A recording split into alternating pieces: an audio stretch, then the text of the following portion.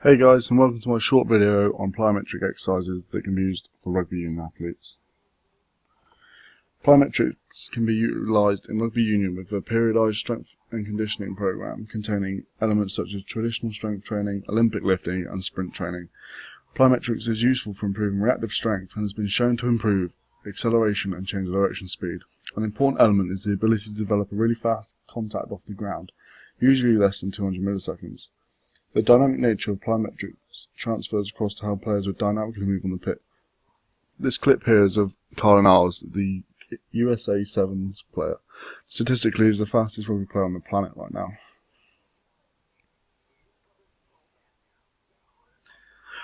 Plyometric exercises are specialised high-intensity training techniques used to develop athletic power. Plyometric movements employ high-speed controlled deceleration and muscle pre-stretching prior to executing a quick and powerful concentric contraction. This results in augmented force production and power output. Plyometric movements utilize the elasticity of the stretch shortening cycle on a muscle action by minimizing the time between the eccentric contraction and the concentric contraction of the movement. This transitional period is called the amortization phase. The stretch shortening cycle. So muscles have the ability to perform three types of contractions: an isometric contraction, which is where the length of the muscle does not change, a concentric contraction, which is where the muscle is shortened, and finally an eccentric contraction, which is where the muscle is lengthened. Now, we all know in normal everyday activities, these contractions rarely occur alone. Due to the influence of gravity, compression and impact forces, and also running and jumping activities, there is typically an eccentric contraction followed by a concentric contraction. This combination of eccentric-concentric contraction is known as a stretch shortening cycle. An eccentric contraction that occurs prior to a concentric contraction has been found to increase the force, speed and power output of the concentric contraction. Now, this slow motion video is of an elastic band. It acts in a similar way to how your muscle acts during a plyometric exercise. When the band is stretched, it stores elastic energy to be released and propelled in the opposite direction. Okay, so the first plyometric video I'm going to show you is of a depth jump. The direction of the depth jump is vertical, not horizontal. You want to start by standing on the plyo box with your feet shoulder width apart and your toes on the edge of the box. To initiate the depth jump, you step off the box, not jumping up or down. Upon landing, immediately jump as high as possible. In the first jump, you can see the athlete here uses no arm swing, and the vertical jump performance is affected. In the second jump, the athlete's arm movement ends at shoulder height, which propels the athlete both vertically and horizontally. This is not what we want. The focus here is a vertical jump, meaning the athlete's arm movement should be a full extension over the head. The aim here is to keep the ground contact time to a minimum, and the intensity of this exercise can be increased by increasing the height of the box. Okay, so the next progression I'm going to show you is a depth jump onto the second box. The beginning position is the same as the depth jump, feet shoulder width apart, toes over the edge of the box.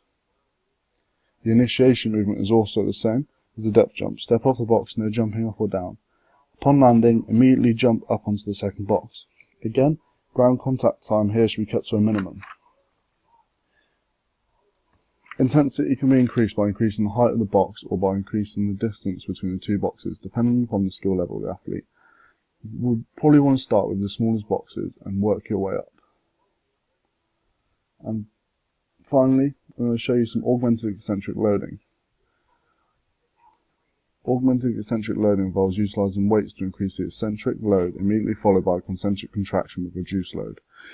During the increased eccentric loading, more motor units may be recruited because of the accentuated load. The stimulus results in efferent nerve impulses to the extrafusal fibres. This proprioceptive reaction results in a forceful muscular contraction to counter the stretch imposed on the muscle. Loads used during augmented eccentric loading vary from study to study. However, usually a weight of equal to or less than 30% of athlete's body weight is fine. The coaching points for this exercise are the same as the previous depth jump exercise. The athlete should concentrate on decreasing the amount of ground contact time.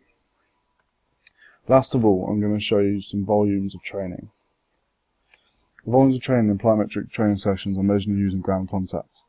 Beginners should complete between 80 and 100 per session, intermediate between 100 and 120, and advanced between 120 and 140. Here, I've included a simplistic beginner's training session, including the 3 exercises shown in this video. Each repetition of the depth jump equates to 2 ground contacts. Therefore, completing 3 sets of 5 repetitions with a work to rest ratio of 1 to 10 between repetitions for depth jumps, the athlete would complete 30 ground contacts per exercise and 90 ground contacts for the entire session. I hope you found this plyometric video useful, and I hope you can use these exercises in your training. Thanks for watching.